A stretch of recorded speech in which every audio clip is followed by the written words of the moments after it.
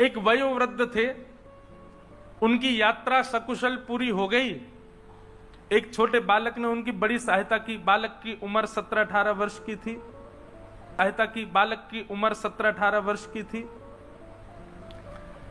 उस बालक का हाथ पकड़ करके वृंदावन में बोले कि तुमने मेरी इतनी सहायता करी है, मैं तुमसे इतना प्रसन्न हूं, गांव लौटते ही अपनी नातनी का तुमसे ब्याह कराऊंगा मैं।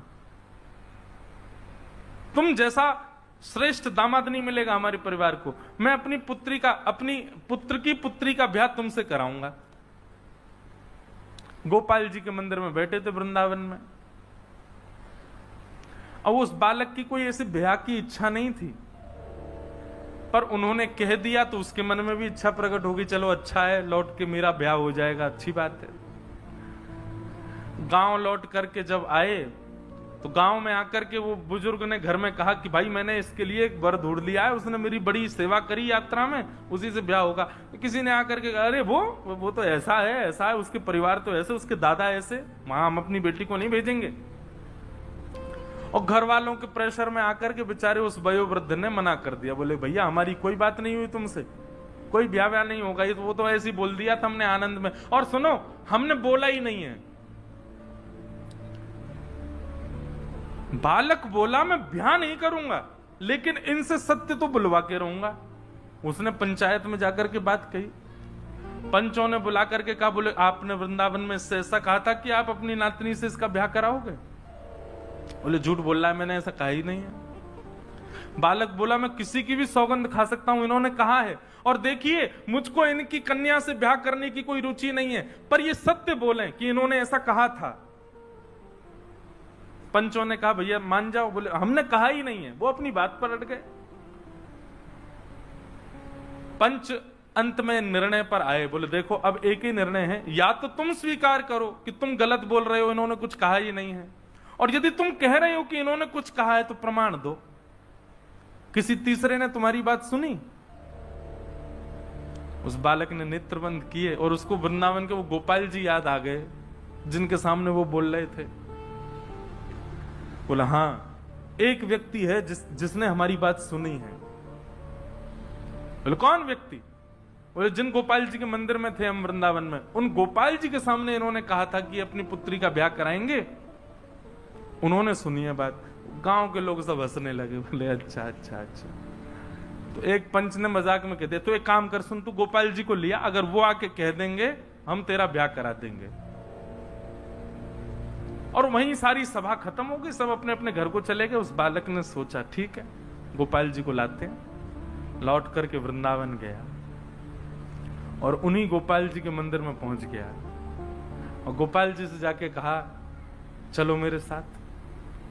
आपके सामने उन्होंने कहा था कि वो अपनी कन्या का ब्याह मुझसे कराएंगे, अब चलिए मेरे गांव में चल करके साक्षी दो। ठाकुर जी तो कुछ बोले ही नहीं, यहीं खड़े रहे। वो तो मूर्ति मानते हैं, वो कहां बोलते हैं। लेकिन उसकी लगन ऐसी बैठा ही रहा सामने। बोले बोलोगे कैसे नहीं? बोलना तो आपको पड़ेगा, आपको चलना तो पड़ेगा।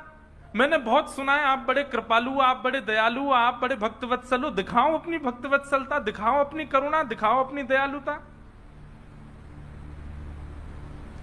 अर्धरात्रि का समय, सो जाता और जैसे उठता, उठ करके फिर गेट खटखटाने लगता। ठाकुर जी चलो ना मेरे साथ, वहां चल के बोल दो ना कि मेरा, उन्होंने कहा था मेरा ब्याह हो जाएगा, मेरा घर बस जाएगा, आपको अच्छा नहीं लगेगा? ठाकुर जी को लोभ दे रहा है। जब उसकी ऐसी सरलता आ गई ना वाणी में, और रुदन करते करते गेट पीटने लगा, भीतर से ठाकुर जी बोले पागल, मूर्ति कोई चल के थोड़ी जाती है। उसने जैसे ही स्वर सुना, स्वर सुनते बोला, बोले मूर्ति बोलती भी तो नहीं है, आप बोले क्यों? बोले मूर्ति बोलती भी तो नहीं है, जब चल के नहीं जाती तो बोलती भी तो नहीं है। और अब तो उसने गेट ही पकड़ लिया। बोले अब आप बोले हो तो मतलब आप चल भी सकते हो, अब तो आपको चलना पड़ेगा मेरे साथ। ठाकुर जी ने किवाड़ खोली, सामने खड़े, बड़ा जिद्दी है भाई, तुम हमको नहीं ले जा पाओगे। ठाकुर जी अब सचल ही हो गए, बिल्कुल मूर्ति वूर्ति सब त्याग दी, सचल हो गए उसके सामने। देखो एक बात मेरी याद रखना, लिख लेना कहीं पर, ठाकुर जी को प्रत्यक्ष प्रकट करना हो तो उसके लिए दो चीजें आवश्यक है। सबसे पहली उत्कंठा। उत्कंठा मतलब व्याकुलता। जैसे प्यासा व्यक्ति पानी के लिए व्याकुल, वैसी व्याकुलता ठाकुर जी के लिए हो तो ठाकुर जी सचल हो सकते हैं। और दूसरा जिद पकड़ लो, ठाकुर जी के पीछे ही पड़ जाओ, हाथ धो के बोलो मिलोगे कैसे नहीं, तो ठाकुर जी मिले। ये दो ही तरीके हैं उनको सचल करने के। बाकी फिर साधन और भी हैं, लेकिन इन दो तरीके से मैंने कई भक्तों के चरित्र में देखा ठाकुर जी सचल हो गए। भगवान बोले देख तू हमको नहीं ले जा पाएगा। बोले क्यों नहीं ले जा पाऊं? बोले मुझे बहुत भूख लगती है, 8 बार भोजन करता हूं मैं दिन भर, कहां से खिलाएगा मुझे?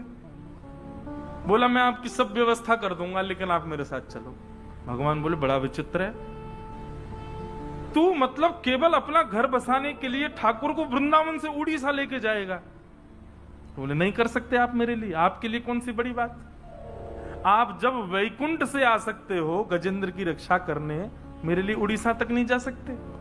वैकुंठ से पृथ्वी की दूरी ज्यादा है कि या वृंदावन से उड़ीसा दूर ज्यादा है?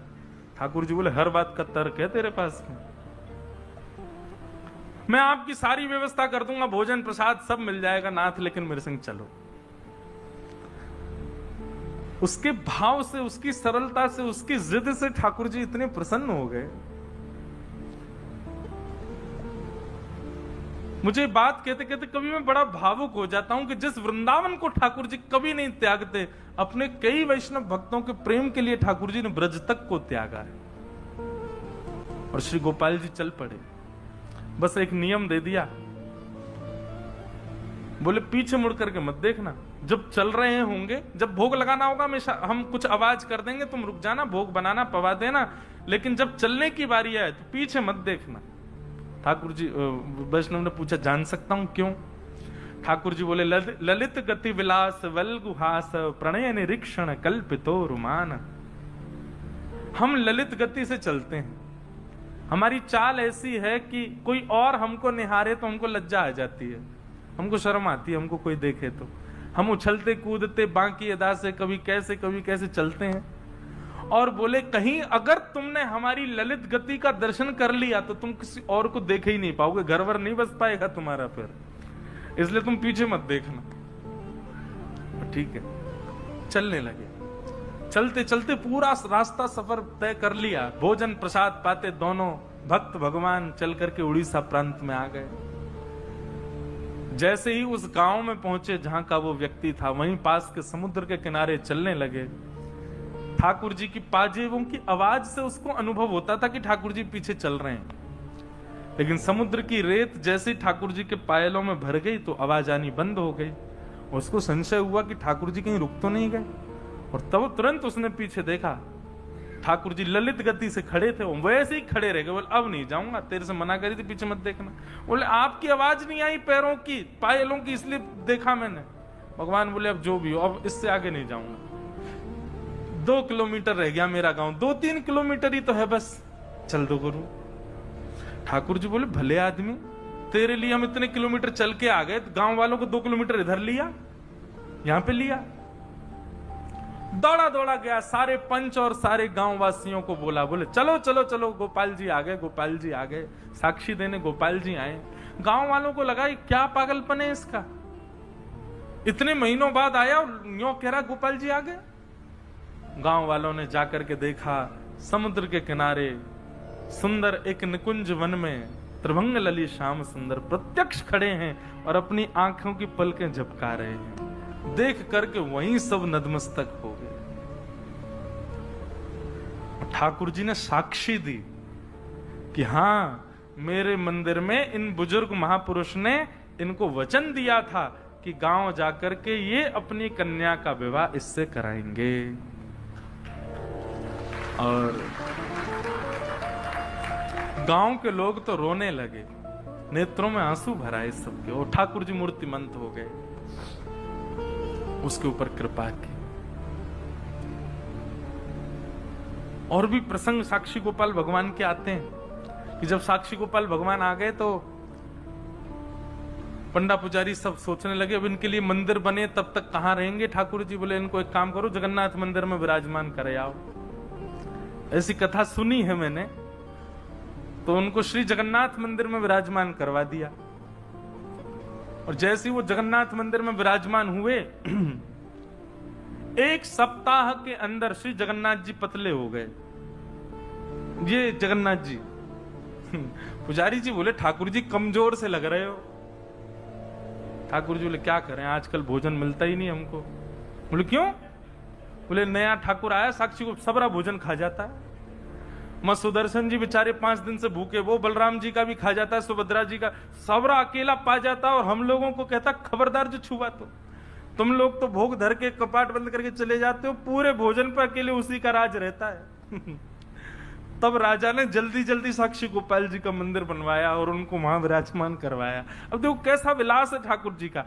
जगन्नाथ जी भी वही गोपाल जी हैं, साक्षी गोपाल भी वही गोपाल जी, लेकिन विलास है ठाकुर जी का, इसलिए वो पूर्ण स्वतंत्र